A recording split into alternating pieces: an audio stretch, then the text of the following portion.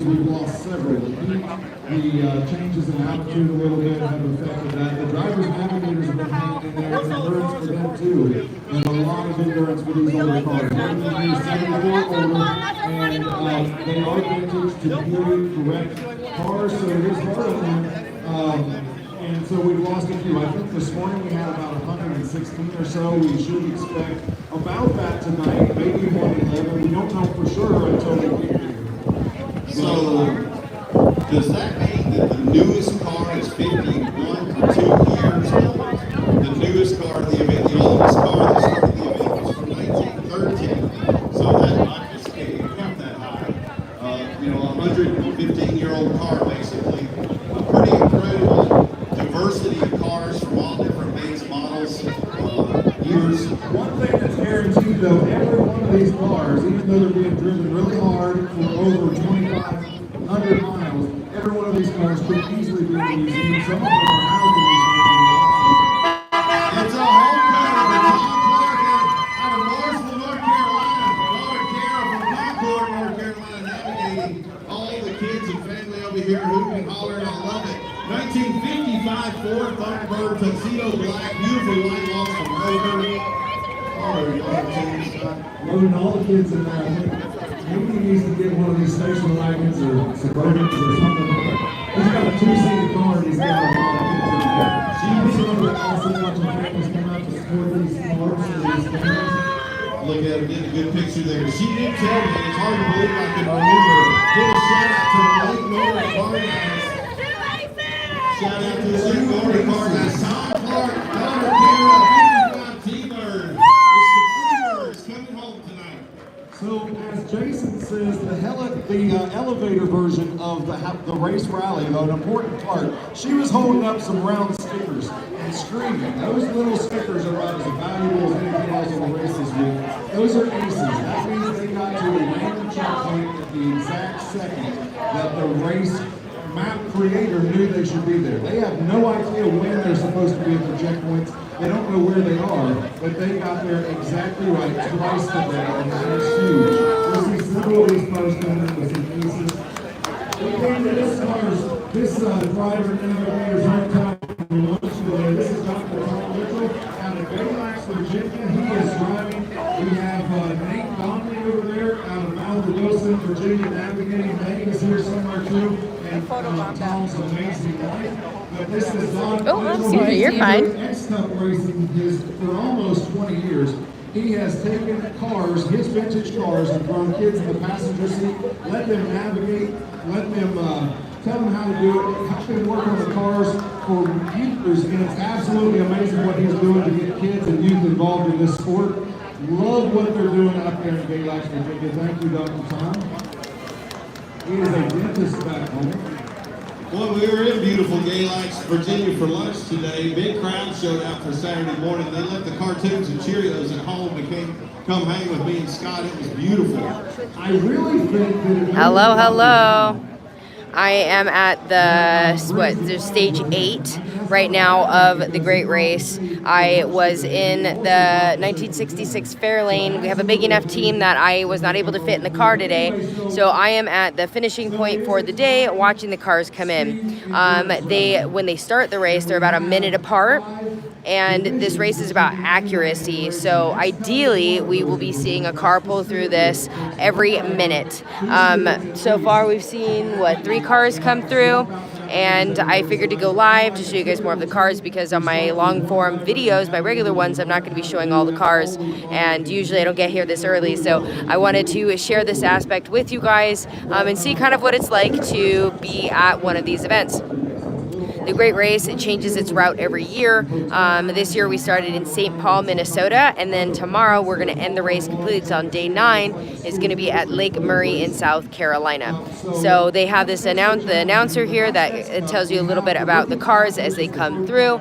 And I have 2 teams that I'm looking out for. I'm looking for Riley with Riley's Rebuild. She's driving the giveaway Corvette, and her navigator is Joe. And then the car that I've been in, the 66 Fairlane, right now has, who is it? Tamara, Keaton, Audrey, Caroline, and Emma. They're all in the car right now, and I don't know exactly what time they're going to be here. I didn't calculate it. So ideally, the time that they leave, it's going to be as the first car comes through here. Every minute on the minute, you're going to see a new car come through. Or to win it all. If you win the entire week's great race, then you are a grand champion for life. We have several grand champions here. We have one grand champion that has been in this race for over 38 years, since 1983, since the very first great race under Coker. So really cool that he's still in the race. So we'll explain a little bit more about how the racing is done as we get time, but we have another car rolling in, so we're going to get to that. Well, you got a second. They're pulling up to him. So, right here at this green sign, if you can see it, just past the Mooresville, North Carolina, big red thing, great race sign. Right outside of there, there's a green sign in the middle of the road. That is a checkpoint. All day long, they come around those random checkpoints. That one is extra special, because if they do not stop at that one, they do not get their scores, nor do they get credit for the day. They have to stop at that checkpoint. If they followed their map, they get here at the time they're supposed to. They hit that checkpoint, they get their scores. That's their chance to talk to the race officials. If they have to debate their score a little bit, they've written down all the times that they went past those checkpoints. Our TV crew here, stand by. Keep putting these little fuzzy things on us all week long. Rolling through the gate here, Team 46 Ford Business Coupe. This is Craig Floyd out of Sioux Falls, South Dakota. This was his dad's hot rod back in the day. Out of Birmingham, Alabama, his navigator Sam Barnett Mahoney. These guys are also in this little 46 Ford. And by the way, they've got a couple of X-Cup teams out of Auburn, Indiana. They've got this race too. Thank you for listening to the young people, Craig and Sam. They're out of the early day Ford Museum there in Auburn. If you've never been to Auburn, Indiana, please go up there if you're in the old cars. They have the early day Ford, the National Truck Museum, Magnus Museum, and the Auburn Cord Duesenberg Museum, all in that one town. So, I forgot to tell y'all, if you aren't supposed to be here, if your life that you went out for things and do, you're going to be on TV, and we'll explain more about that later. But just heads up, you will be on TV in a few months. This is Hank Long out of Emerald Isle, North Carolina. He is riding his buddy Daryl Hendrick around. He's from Neosho, Missouri. He's navigating over there. This is a 1971 AMC Jaguar. Really cool car here, 401 V8, man. If you're into muscle cars and not quite a Camaro or Mustang fan, look no further than the Javelin AMX. What a cool looking car. It's a stud of a muscle car too. The Alabama State Patrol adopted those for 71 and 72. They made a little bit of a calculation error. They ordered the cars without the front air dam on them. They ordered a base model car with the biggest motor and suspension you could get, and the cars were nose light over 120 miles an hour. They were sketchy, as we said. Ended up not being the best high-speed pursuit car, but a really, really unique muscle car that Hank's got there. Javelin AMX. It's definitely about to rain. Look at all those clouds. We've been essentially chasing the storm, or the storm's been chasing us. Luckily, when it's been pouring, you'll be able to see it in some of my videos that I posted this week that it was just dumping rain, and doing work on the Fairlane in the rain is not exactly the easiest. So it's definitely been a journey. And honestly, though, it does help with the heat because it is a bit hot and muggy. So the storms have been kind of nice to bring in. They bring the temperature down a little bit. Last night we had an accident on the interstate that shut down the interstate for just a little bit. It caused about a 20-minute delay in the cars coming in. I thought Jason was going to have to dance. I've seen it one time in the years that we've been doing this. I wouldn't encourage that to happen, so we may have to just bring one of y'all's cars to go in and use it or something to keep that from happening. But, so they will get broken up a little bit, but that's fine. So this buys me some more time to explain a little more about that racing. So they get their race map. It is turn-by-turn directions with speeds and times. Doesn't have mileage on there. They get that 30 minutes before they come to the hotel in the morning. Their team leaves that hotel for 1 minute apart. They drive about 45 to 50 miles at 50 miles an hour, usually the right hand side of of the interstate.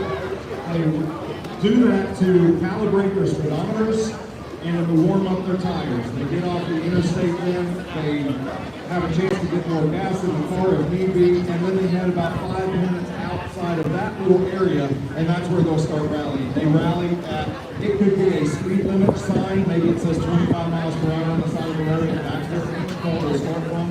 It's been known to be a church sign. It could be the you are now leaving Mooresville sign. All kinds of signs, different spots on this road, but every race, every car is This is 1961 Volkswagen Type 1 Beetle. It used to be behind the car and broke off the other day. Now James is holding it. This is James Ford out of Asheville, North Carolina, holding the first responders flag. Absolutely awesome. And he's giving a shout out to all our first responders and those here. Josh Hall over there from Roanoke, Virginia. He's a grand champion. This is a 74 Jensen coming out of Virginia and North Carolina team. James has a wife in the race too. Hopefully she'll be fine for some minutes. Public service announcement, Leanne Raindorf. My friend Leanne Raindorf, please go back to the merch tent for a great race. You may have left your pocketbook, glasses, phone, everything you got. I don't know, you just took a t-shirt and ran.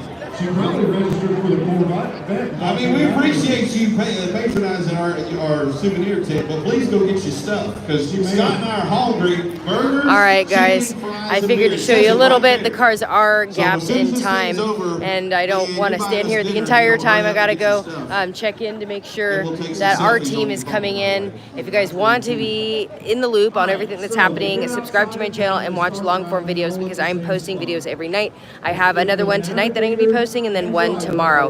I'll see you